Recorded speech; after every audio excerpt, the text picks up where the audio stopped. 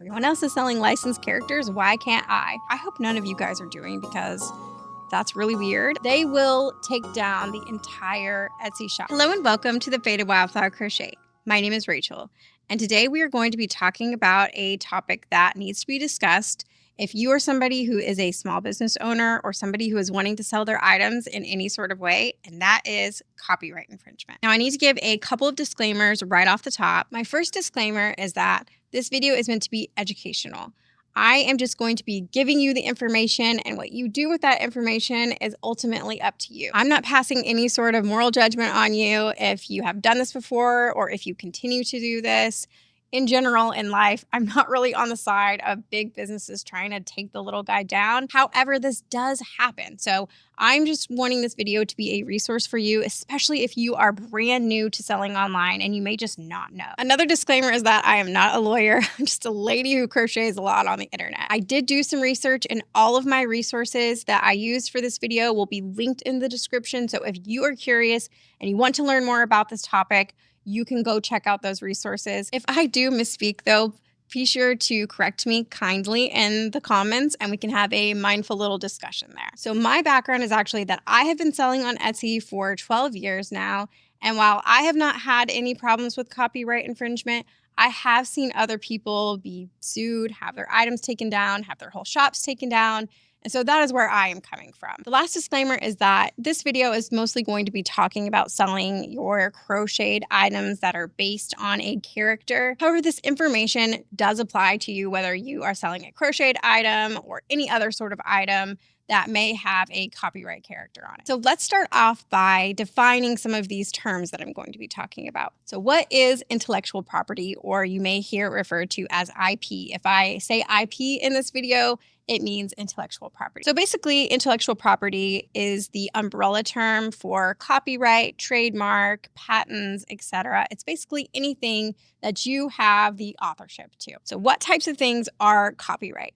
Copyright can be anything from a TV show, a book, a movie, and any of the characters that may be in those TV shows, books, or movies. It can be songs, it can be videos, it can be anything that you have the ownership to. So as far as I understand, anything that you create is automatically your copyright. But there is a process that you can go through to have your items copyrighted legally. And that's mostly what we are going to be discussing in this video, is those types of characters that are licensed by a company. And these types of characters cannot be replicated without the express permission from the copyright or intellectual property owner themselves. So what are trademarks? Trademarks are very similar to copyright items, except for that they usually have to do with words, like a certain word or a catchphrase or a quote or something like that.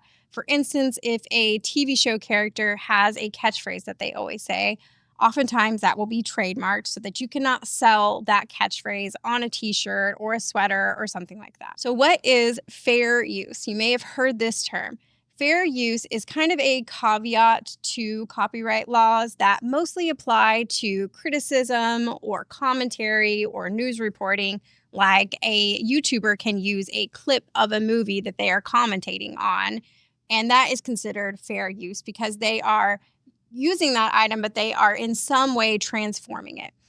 Newscasters also use this law in order to be able to report on things that are happening in the news. Fair use is actually a little bit more wibbly wobbly and complex than I originally realized before doing research on this video. What some IP holders will think is fair use, other people won't, and judges seem to make kind of contradictory decisions in courts when it comes to fair use, so it's a little bit tricky. And for the most part, it doesn't really apply to what we are talking about today. But I wanted to mention it because I figured that some people have maybe heard that term and didn't really know what it meant. But basically, it is when you take an item and you are commentating on it or transforming it in some sort of way. But for the most part, like I said, that doesn't really have to do with what we're talking about today. Because even though you have a plushie of a character, and you may think, well, I changed it to make it into a crocheted plushie, so that's changing it. But that doesn't really apply with the fair use because that is not transforming it enough to make it your own item. So you may be asking yourself, why would a large company bother suing a small company for copyright infringement? Let's be honest, for the most part, it has to do with the money. If an IP owner looks at an item, whether you're making $1 or $1,000,000, but they decide that you are monetarily affecting them in some way, they are well within their right to ask you to take that item down, which we will get to the process of what that's like in a moment. But it really does not matter whether you're selling your item for 50 cents even. If they feel like that is affecting their business, they can ask you to take that item down. Now, there can be other reasons why a copyright owner may not want you to use their intellectual property, which can be about protecting their brand. It can be about you putting their characters in compromising situations, which I hope none of you guys are doing because that's really weird. That can be another reason why they can ask to have their items taken down, and they'll be well within their rights to do so. So you may be asking yourself now, how can I get in trouble for copyright infringement on Etsy? So I am mostly going to be talking about Etsy in this video because it is the most common platform that most of us use to sell our items as small business owners and creators. However, as far as I understand, other websites work very similarly to Etsy. And Etsy actually does have a helpful resource on their site that talks about all of this, which I will link down below if you are curious, but I'm going to go over just kind of the basics of what that process looks like. So when you make a listing on Etsy, Etsy itself does not police every item that comes up. In their handbook, they state that if you are making a listing on Etsy, they expect you to be the owner of that item that you are listing. So Etsy itself is not going to be in trouble for having copyright items on their site. The individual sellers are the ones that are going to be in trouble for copyright infringement. So the way that this works is an IP holder will go to a listing. They will report to Etsy, hey, this listing is actually my intellectual property. And Etsy will investigate it. If they believe that it is the intellectual property of someone else, they will take that item down and they will send you a notification saying, hey, we took down your item for intellectual property. Now, any old Joe Schmo cannot just go to your listing and say, this is copyright infringement, let me take this down. You have to be the owner of that intellectual property in order to file a claim. And if you are not the owner of that intellectual property and you file a claim, you can be under penalty of perjury. So it is not something that you really want to mess with. Etsy does have a tool that makes it really easy for these copyright owners to search a term and have all of the items come up that fall under that term that is copyrighted to them. And they can report it all at once and say, hey, all of these are my intellectual property, and you need to inform these shop owners that they need to take this item down. And then Etsy will proceed with that process and take those items down. Now, Etsy does state in their handbook that if they have a shop owner that is having this happen multiple times, they will take down the entire Etsy shop. Now, that applies not only to the Etsy shop that had the copyright infringement, but any other Etsy shops that you may own and any Etsy shops that you may want to set up in the future, you won't be able to do that because you got in trouble for copyright infringement. Now, Etsy does state that this is kind of up to their own discretion, whether they feel that this is warranted.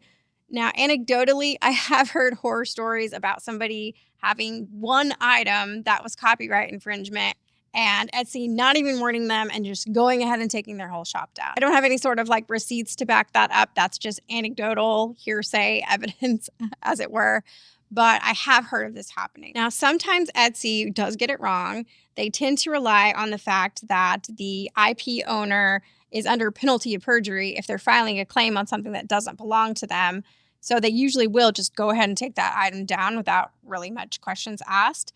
Sometimes they do get it wrong, and sometimes somebody is claiming your item when it doesn't actually belong to them. You can file a counterclaim, and then that original person that filed the claim will kind of have to up the ante and take it to court after that. So what are the other consequences of IP infringement? Now, typically that is as far as it goes. Typically, these companies will go through, report these listings, listings are taken down, and they feel satisfied. However, if they feel that you are selling so many items and it is affecting their bottom line, they can sue you. Now, like I said, typically it doesn't get to that point because it is going to cost that company money and legal fees in order to file these claims. And so it has to be something typically, like I said, that is a lot of items that you're selling, if you're selling thousands and millions of dollars worth of items, they're going to feel threatened by that, and they can and will sue. They will take you to court. You will have to pay legal fees, and then you will have to pay them in damages. Now, it is a rare circumstance for companies to take it that far. However, it can happen, and it has happened before. So now I am going to be talking about some common questions that people have when it comes to copyright infringement. I actually made an Instagram reel. It's one of my most watched Instagram reels that I've ever made about copyright infringement and why I personally don't make things that are copyrighted. And I saw a lot of these types of questions in the comments, and so I'm going to be talking about them a little bit. I'm not a legal expert, so take everything I have to say with a grain of salt, but I am going to be answering these questions based on my research to the best of my ability. And the most common question that you see is, everyone else is selling licensed characters, why can't I? Now, they're selling those licensed characters simply because they haven't been caught yet. And some people can probably sell licensed characters their whole life and maybe never be caught. But it just really takes that one time for that IP owner to file a report and your item will be taken down. So this is something kind of similar to like speeding. Kind of everybody speeds, right? A lot of people speed all of the time. And most of the time they don't get caught. But if you do get caught, you will have to pay a fine. That's just kind of how these types of things work. So if you see a ton of items online based on characters, that doesn't mean that it's legal most of the time. Like I said, you can get permission from the IP owner, but this is very rare and very expensive. So most of the time, the items that you see listed on Etsy or anywhere else are actually technically illegal. They just have not been caught yet. Another question that I see a lot is, can I make licensed characters as a gift? Now, as far as I understand, this is really not something that companies are going to come after you for because no money is exchanging hands. Now, is it technically illegal? I don't really know. I've seen kind of mixed reviews of things online of like whether you're supposed to replicate that character or not. I am actually seeing a lot of licensed character crochet patterns or crochet kits available. They're actually licensed by that company themselves, which I think is really cool. So that really does give you an opportunity to make this character. You don't have to worry about any sort of legal repercussions unless you choose to sell that item. Sorry if there's any sort of angle change. I had to go give Lily some attention. Lily, do you have opinions on this matter? Very interesting insight. Thank you so much. So the next question that I see asked a lot is, can I make this item and just post it on Instagram or YouTube and not try to sell it? Now, you may have noticed that I have actually done this a couple of times before. I made Princess Bubblegum and Marceline, and I also made Uncle Iroh. And those videos were early on in my YouTube channel, and I was not monetized back then, so I don't really make any money off of those videos. They were also some of my worst performing videos ever, so I don't really make any money off of those. Now, could the intellectual property owners of these characters ask me to take those videos down because I didn't get permission to feature their characters? Yes, technically. I mean, technically, a copyright owner could ask me to take this video down because I didn't have permission to use this image. However, most of the time, companies are not going to ask you to take these things down unless they feel that it is affecting them in some way. I was not teaching you how to make these items. It was not a tutorial or anything like that. I would say that it could be a little bit dicey when it comes to a tutorial on YouTube because you're teaching somebody how to make that item, and then they could in turn go and sell that item. So it is a little bit gray when it comes to that. However, I would say for the most part, if you are just posting an item that you crocheted, that you freehanded of a character, the company's not really going to care about that or take any sort of legal action. So another question that I see is, can I just name my item something like Small Mermaid with Red Hair and I won't get in trouble for that, right? Actually, you can still get in trouble for that. Now, it may be a little bit harder for somebody who is searching terms to find your item, sure. Even if you didn't use Ariel or Little Mermaid or Disney in the names of your listing, if that character looks enough like the licensed character, they can still ask you to take it down. So another question that I see is, does all of this apply to crochet patterns as well? And from what I understand, yes. If you are selling a pattern and you do not have permission from the copyright owner, you can have your item taken down as well. Now, when it comes to free patterns, it can again be a little bit more of a gray area. However, if they are seeing that your free pattern is making a lot of people make that item and then just go and sell it, they can still have that pattern taken down, even if you are not selling it for any money. So another question is, what about selling in person, at a market, at an event, at a game store, something like that? Will I get in trouble for that? Now, the chances are, if you are selling at a small market, the IP owner will not be there to file a claim against you. However, if you are selling at a very large event, I actually have heard of this happening, where these large companies will come in and tell these small businesses not to sell their characters anymore. So like I said, for the most part, are you going to get in trouble? Probably not. But is it actually still illegal? Technically, yes. So another question I see is, what about things that are in the public domain? I hear this discourse a lot when it comes to Winnie the Pooh, because Winnie the Pooh is now a character that is in public domain, which means that it can no longer be copyrighted. However, this does not apply to the Winnie the Pooh with the red t-shirt that you see all the time, because that is actually licensed by Disney. So you do have to still know about public domain and which items are technically in the public domain and which ones technically belong to somebody else. You may just want to be careful because, like I said, there can just be a little change. So if you do a Winnie the Pooh that has no shirt on, that's fine. But you have one with the red shirt, that's not fine. It's a little bit complicated. Now, another question that I hear is, what companies should I avoid the most? Some companies are more litigious than others. Now, the only way to completely avoid copyright infringement issues is to not make any licensed characters. But the companies that I hear the most, or that I have kind of seen the most in my research, Disney is obviously the biggest one that comes to mind. They tend to be the most litigious when it comes to their items. They really do not want anyone else selling them besides them. Now, there's also Pokemon, other Nintendo games like Legends of Zelda, Super Mario.